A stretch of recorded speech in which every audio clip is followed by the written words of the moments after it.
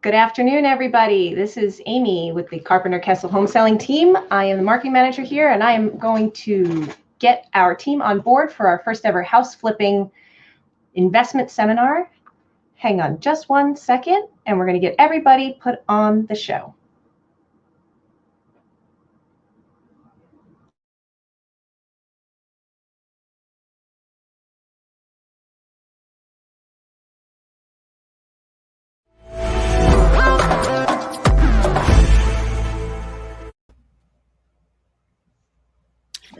We're good. Hey, hi, everybody.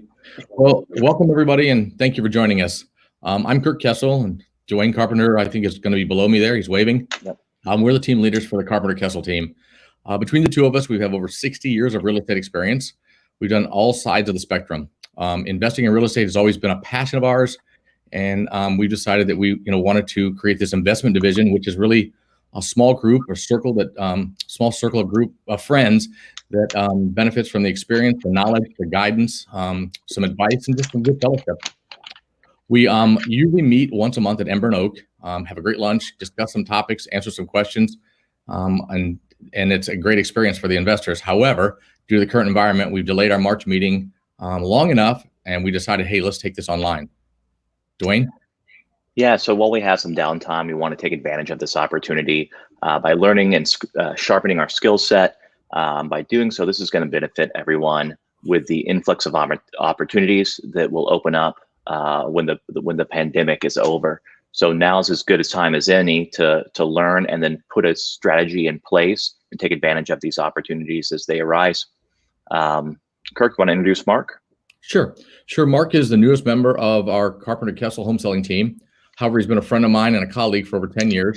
Mark lives locally. He's been involved in multiple large developments here in Brevard County.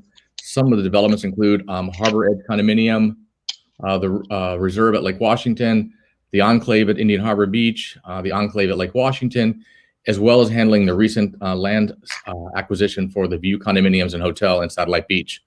For the past 10 years, Mark and his wife have purchased and renovated over 30 homes and made a profit, I think, on every one of them. We'll find out in a minute if that's the truth. They're a real chip in Joanna. Mark's focus has always been about maximizing the value of the property. We're excited that he's going to share his experience and tips with you and going to teach you how to successfully flip a house. So, Mark, it's all yours. All right. Hey, Kirk, thanks for that introduction, Dewayne. I actually first want to say thank you guys for the opportunity to join the CK team. It's been a great experience so far, and I'm really enjoying it. So yeah, like Kirk said, Jennifer and I have been involved in the house flipping side of the business, along with our development endeavors and our general real estate practice for quite a long time now. So I'm looking forward to sharing some details with you, and hopefully give you some insight and give you some stuff you can chew on and maybe put into practice at a later date. So with that being said, let's get started. So, like most of you, I watch the shows too. Flip or Flop, Fixer Upper. I've recently been watching Hometown, and I love the shows, but they are so not real. They're, So Mark, you can't do a full kitchen renovation for $6,000? I really wish I could, because our margins would be a lot better. I somehow wonder if they ever have any labor attached to any of these flips. But anyway, I'm going to run through a couple things with you. We'll first start about actually, where do we start? What's our approach going to look like? How do we network? How do we evaluate properties? How do we execute? And then, most importantly, how do we make money? I think that none of us are here to look at these three faces. We're all here about making money. So let's get started. So really getting into it, I needed to understand really what my limitations were. Usually for people, that's a money thing. We're going to offer at a later time. We'll be able to talk through, since money's so individualized and people have different resources available to them. We'll kind of have a separate segment where we can do off camera about acquiring funds, your own personal financial situation and how that plays into the equation. and try to tailor a strategy for you to be able to go out and participate in some of this business. Another important thing is, what are my resources? Who do I know that I can count on in the process? Do I have a rich uncle? Do I have a plumber in the family, an electrician, a drywall person?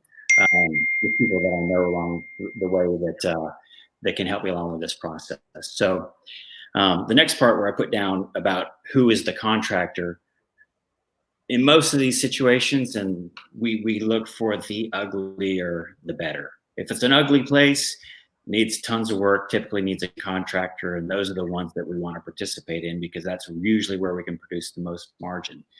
You know, if it's are those the ones where you're moving walls and making the floor plan better, and just a full overhaul?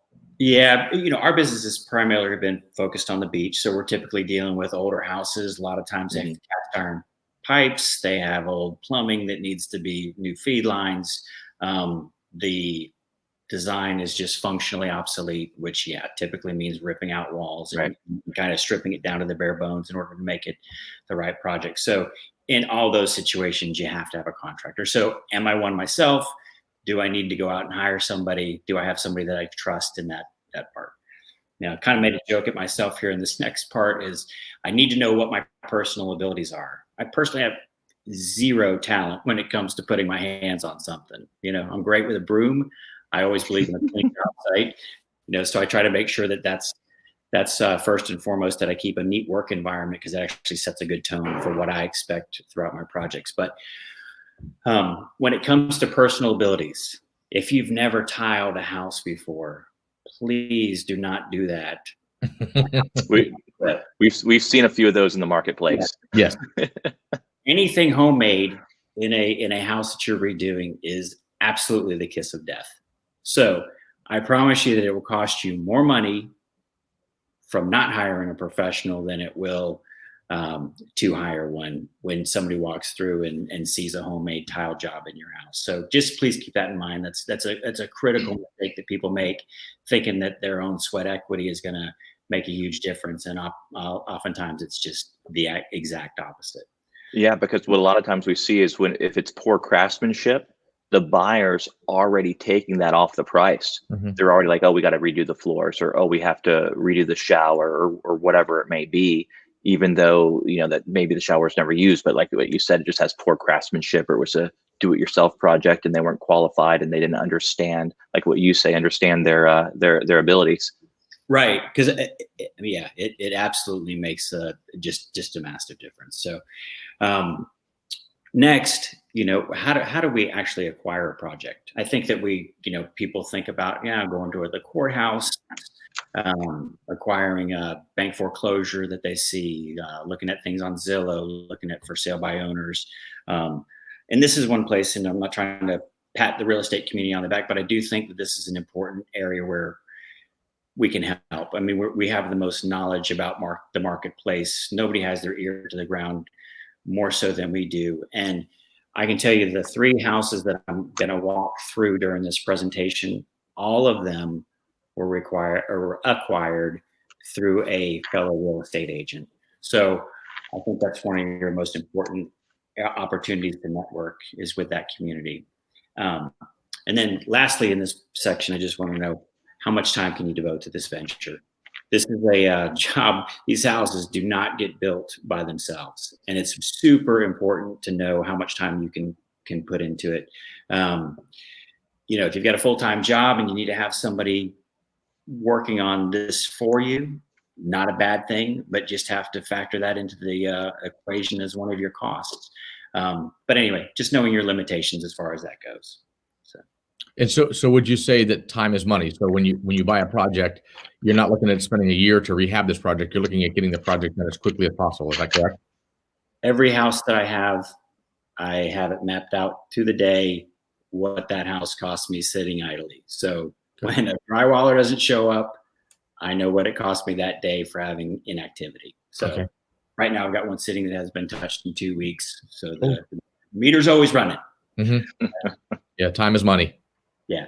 So, you know, getting into this, the world of flipping, is a crowded market. So we have to understand kind of what our signature is. How are we going to differentiate ourselves and make ourselves stand out in this crowded world? For me, my signature is quality. You know what I mean? I want to make sure that everything I do, we do to such a high standard that nobody can walk through anything that we build and question the quality. They may not love our style, but they're always going to walk through the house and see a complete project. So really two schools of thought. I put the FGE method down. I put a blank and good enough. And because we'll keep this PG, we'll call it freaking good enough. That's just such that's a mentality that so many people out there have, that we call that the lipstick on a pig. They just want to put a Band-Aid on things, bubble gum on the roof, the cheapest tile they can find, the least expensive installer they can find to do it. You know what I mean? And often the outcomes are tragic, and they end up paying for it in the market when they're doing it out there. So, and we've had buyers do home inspections on these, thinking that they're getting into, what looks like new construction. And then after the home inspector rips it apart, you can see through all those where they skimped out on some quality.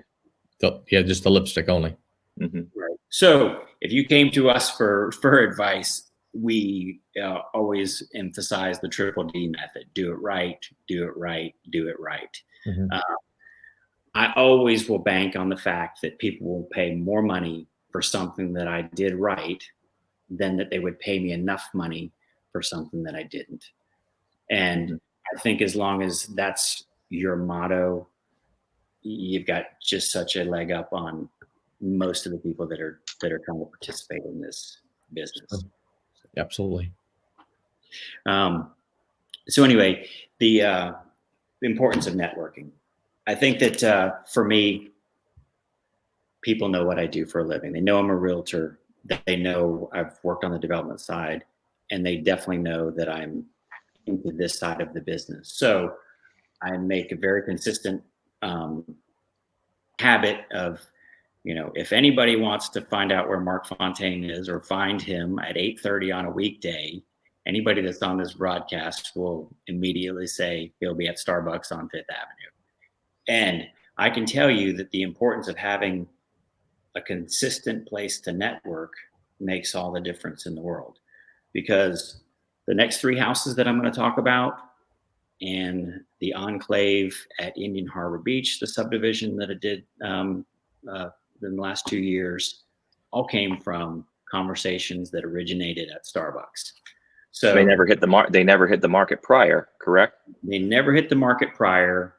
And so this is where having intentional conversations for us as realtors, people know that if they get into my net in Starbucks, we're going to talk about real estate opportunities, whether it's them having a house to buy or sell, or do they know of a neighbor that's got a situation that there's an opportunity to buy something coming up in the near future. And those instances, these houses I'm going to show you, all came from that type of intentional conversation. So the other part of that is having, and the other caveat to that was all of those houses came from other realtors too. So having people recognize you as a go-to person when they have an opportunity is huge. So keeping yourself visible, letting people know constantly that you're looking for those opportunities is huge. So, okay. And the other thing that I would share with you, Mark, is with the investment division that we have, is we go into that division first. So when somebody says, "Hey, I got this property I want to sell," or "We got a property we want to buy," we go into that division before we go out into MLS or go anywhere. And so it's like, all right, who's goes to our lunch, and who's looking for a fixer up, or who wants to do a little bit of lipstick, who wants to do a big job. Like you said, the big jobs are where the money is, but a lot of the people don't have the time for that. They get done. I mean, I know how to get a big job done with somebody that's working 70 hours a week, but you got to find that person that wants that. And that's back to our investment division again. Right. And that's one of the things I want to say to the people online. This really is like the key to the speakeasy, having this experience of this base of knowledge of the market and our ability to be tapped into things that are off market and kind of give people the inside track. we hope we'll give you an opportunity later on to at least sign up and get some information. Right. And then on the flip side, maximizing value on the sale through the marketing and actually showcasing the property and showcasing the quality and getting the exposure and the reach. Like what you said, even from networking, and then with our expansive digital campaigns, greater reach than than outperforming the MLS, essentially. Yeah. So next step is evaluation of a property. I typically, first of all, I work in my backyard. I'm not going to go to Titusville and claim to understand what's going on in that marketplace. I want to work in areas where I know absolutely what my customer looks like, what their ability to pay for this house is going to look like, and more importantly, I want to know what the spread looks like in that neighborhood. I think that they're one of the most key ingredients is working in neighborhoods that have the most diversity from a price point standpoint. Mm-hmm. I really like Indialantic, I like Melbourne Beach, and I like Indian Harbor Beach because it's such an eclectic mix of houses, number one, and such a diverse price point that allows you to participate in a neighborhood where you may have a $300,000 house here and have your next door neighbor completely comfortable with living in an $800,000 house. And then right down the street, there's a $3 million house on the river. So working in neighborhoods where you've got these giant spreads top to bottom gives you the best opportunity to, number one, do everything right to make sure you have a house that stands on its own. It's a no excuses place. You can do it right, and have a market that that's got enough ceiling in it to you be able to get it out there to somebody that's going to appreciate it and accept that price point within that marketplace. I've seen people over and over try to go into a market or a neighborhood with 150 Lennar homes where every single one of them is exactly the same. And unless it's a very, very weird circumstance, they're just so hard to reproduce money because there's really nothing that you can do to create value in a neighborhood where everything looks exactly the same. So the market diversity for me is huge. I also want to always work backwards. I want to know what that house is worth at the end. I want to know how much money I've got to put into it to get it to that position. I need to know the cost of my money. I need to know the cost of the sale on the back end, and that determines and what my margins need to be, and that determines what the purchase price has got to be to make a move on that house. One thing I will say too is never chase. I've seen people jump in just for the sake of having something to do because they want to do this so badly that they chase a house into a price point that they know is just a little bit too much that they should pay for it. And I would caution anybody against doing that because your costs are always going to be more than you think. Your timeline is going to be always longer than you anticipate, and there's always unforeseen things, especially in these older houses that we're typically working on. So you're going to show us what you do? Yeah. Okay. So next we'll go on to, I believe we're at the execution. Again, this is making sure that we've got a good plan up front.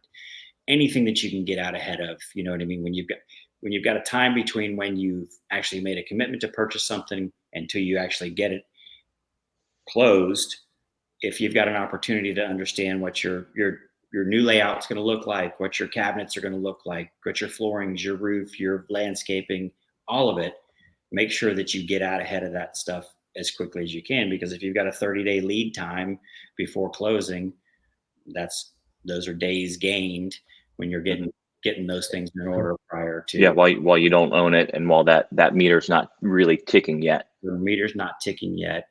Have a game plan in place. Yep. Yeah. So again, we make money by making sure we pay attention to all these details. Getting to this point. One of the first major projects I did was the Harbor Edge condominiums. And I did that with a friend of mine, Jimmy. He's a good old boy from Arkansas. And he told me, you need to buy it cheap enough that you can't hardly F it up. Right. So the money is made on the buy. You need to make money. You need to buy it on the front end in a range that allows you to do things the right way, to do it right and make the right margins, and not have to ever cut any corners on it. So for me, I make money too by putting signature details into it. For me right now, I've kind of been on this kick where I like stained doors. I like some shiny things that are in vogue right now. This is a house that I did last year, and these were all custom elements that were done on the fly. But the last thing I want to do is have anybody walk into one of my houses and say, "Wow, I saw the same refrigerator, the same tile, the same cabinetry in the house." Mm-hmm. 6 of them that I looked at today. So, getting something that looks different, I think is a key. And whatever your style is, go with it and do it well. Mm-hmm. So I'm going to get into some of the houses that I've actually participated in. This is 202 South Palm Avenue in Melbourne Beach. Bought it from a great family, local family, had been in the area for a long time. The house had been really neglected and really left vacant for several years before it was shown to me. But again, this is a house that 2 weeks prior to me getting it under contract, some guys at Starbucks told me that they were going to buy. They didn't tell me where it was, but they just talked about this opportunity they had. And I saw them 2 weeks later and I said, "Hey, did you buy that house you were talking about?" And they said, "I couldn't get the money." So I said, "Oh, let me know what this house, where it is, whatever." And they finally agreed to show it to me. And they were realtors and knew they could put a commission in for themselves, but they did bring it to me.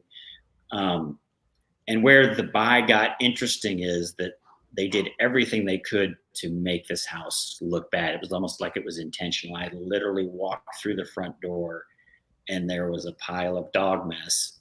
They knew your hot buttons. The uglier the better. So they made sure it was as ugly as possible so that you'd buy it. The better. And I think that they were smoking some plants from the yard that at that time weren't quite legal yet. And I think that these were campers. I don't know if this was anybody related to the family, but they had some strays maybe occupying the place at the time. But when it came down to it, we actually had to have this conversation with all of this kind of going on in the house. And they just really left themselves exposed to, making concessions on price. So this house was purchased for $225,000. What I loved about it is it had an incredible pool. It had no cast iron plumbing, no asbestos, no lead paint, and really a great foundation landscaping wise. So we went through this house and essentially stripped it down to the bare walls, put in all new feed lines, wrapped the house in foam as if it was new construction, icing insulation, brand new tile roof, fixed everything structurally, redid the pool, redid all the landscaping. It was a $170,000 renovation project, which is pretty extensive for a house of this size, about 1,950 square feet. But in the end, we can see the pictures here in the next slide, I believe. Yeah. Yard of the month, the first month that it was completed, because it did have this amazing landscaping that we really spruced up. And the end result is, this is the important part.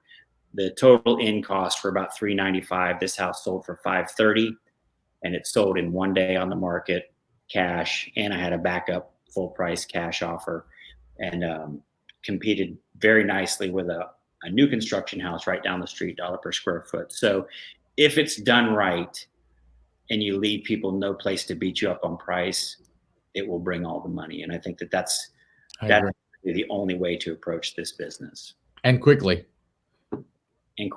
Yeah. Yes.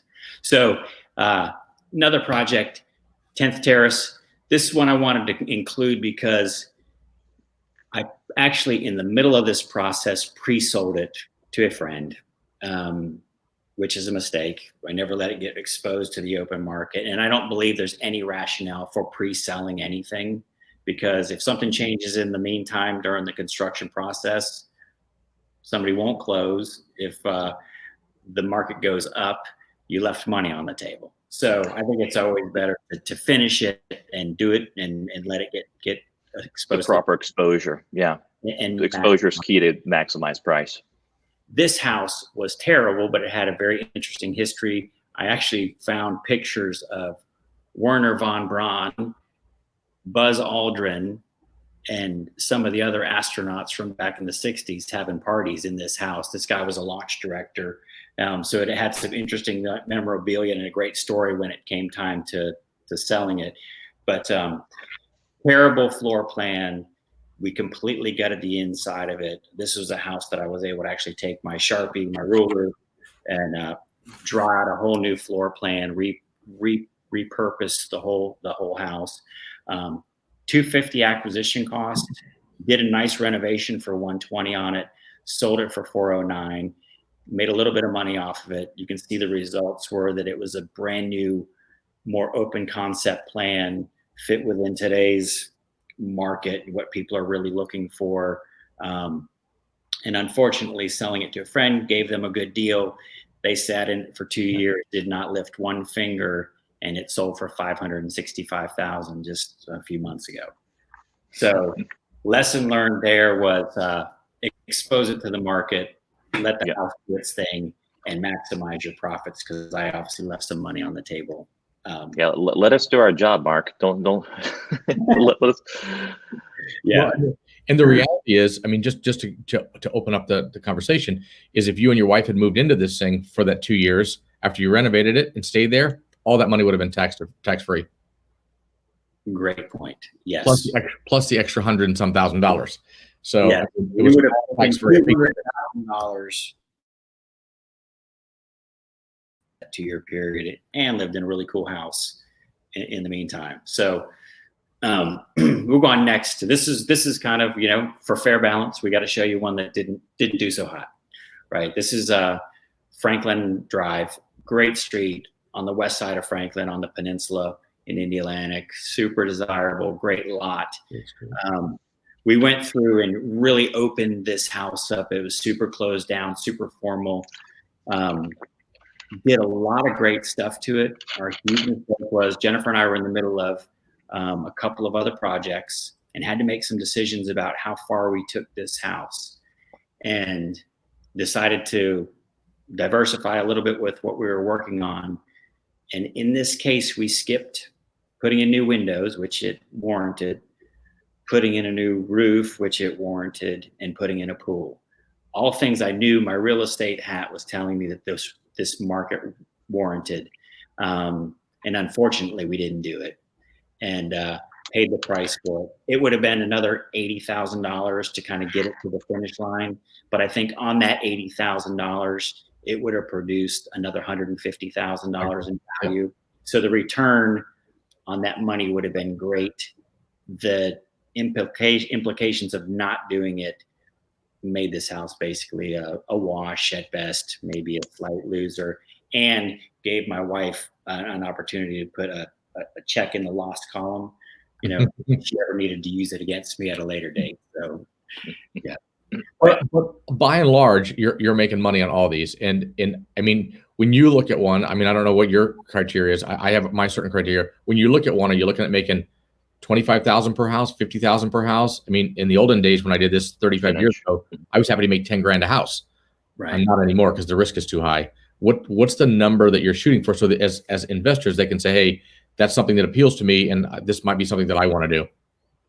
Once I count up every single penny, I mean, I really like to make 10% on everything that went out. So if it's 10%, there's opportunities. These typically take 6 months end to end to do. If there's an opportunity to do it twice a year, I mean, it's a pretty good return on your money. Yeah. And I think, again, as long as you're utilizing your resources and you're very careful about how things are acquired, careful about going through the process, and you're committed to delivering an incredible product, it's hard not to do okay in it.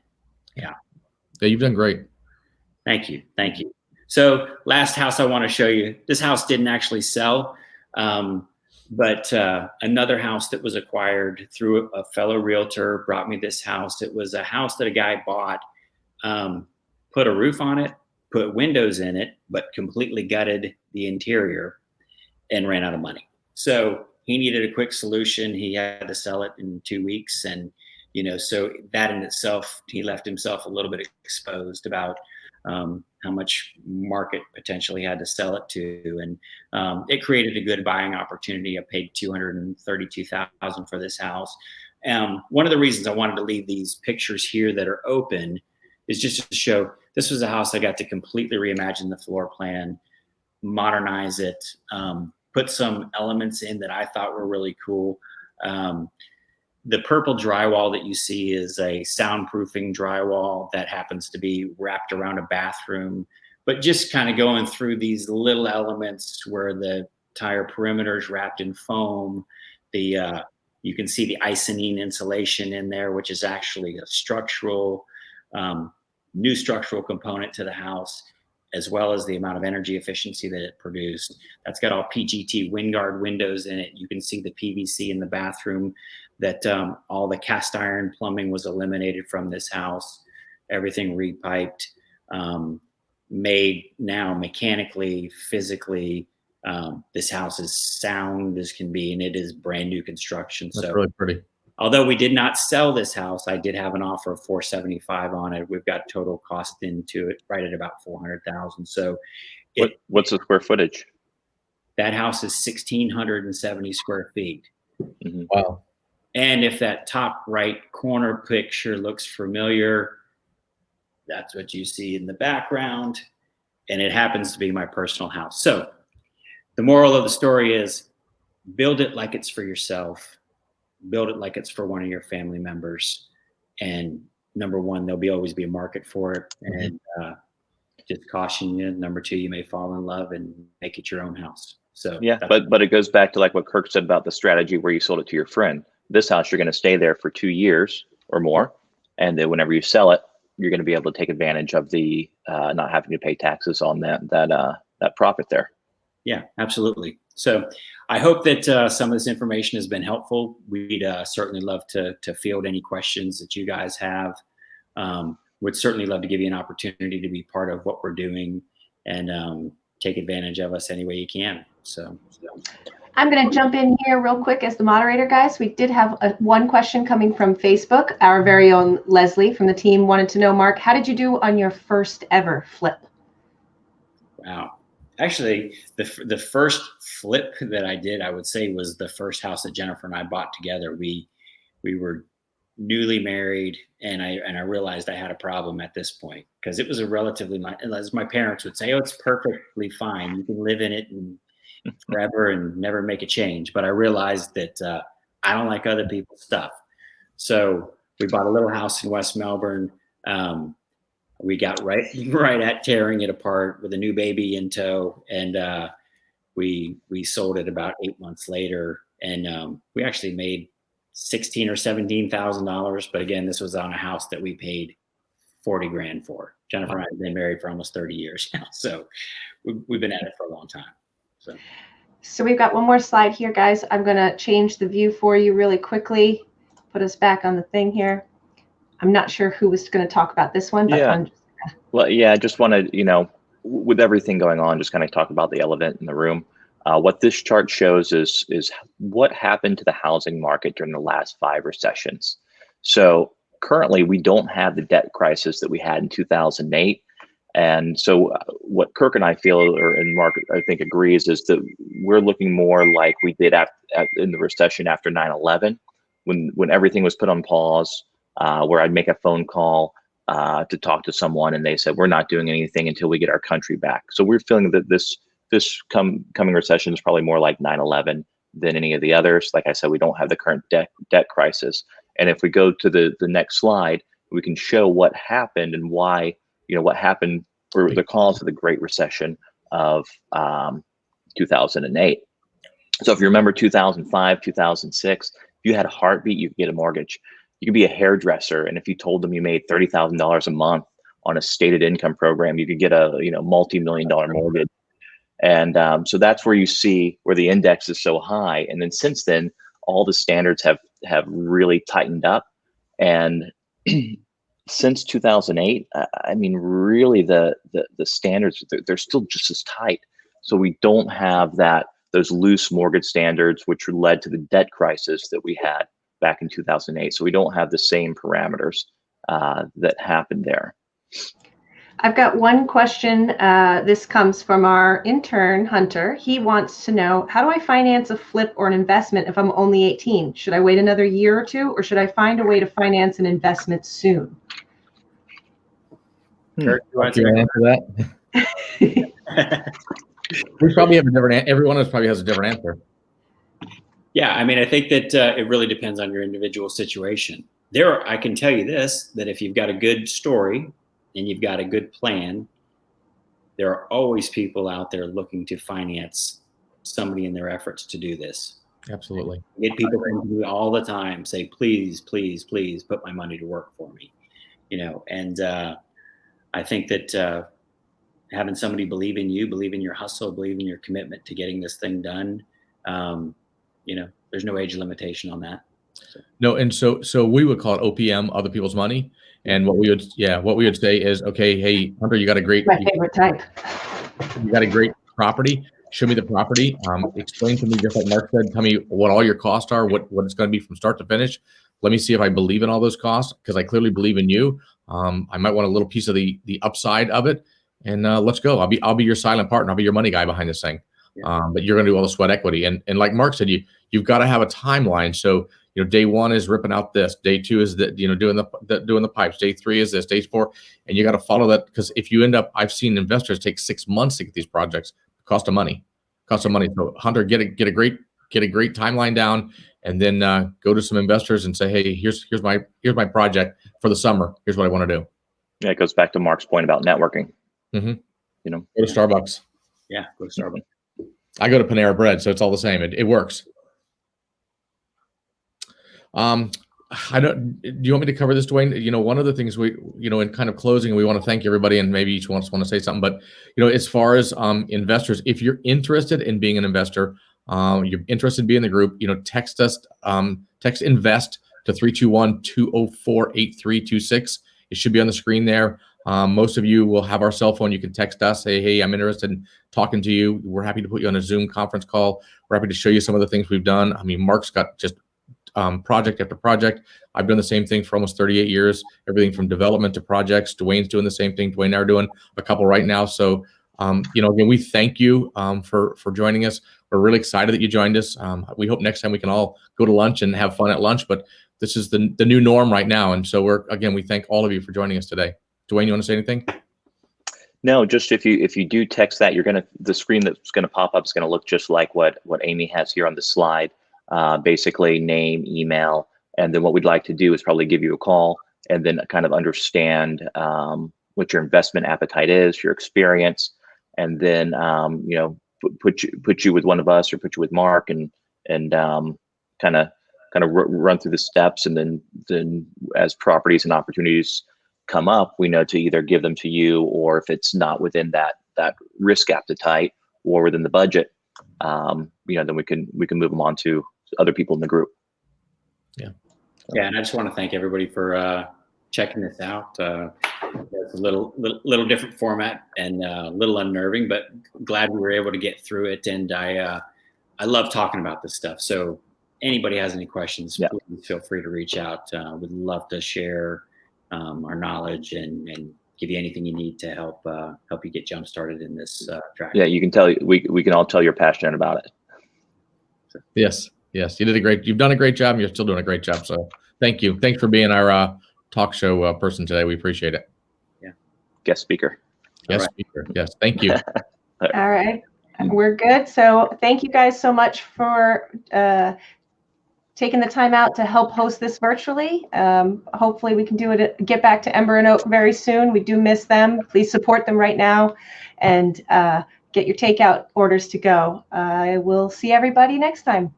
Bye, guys. Bye. Bye. Bye-bye.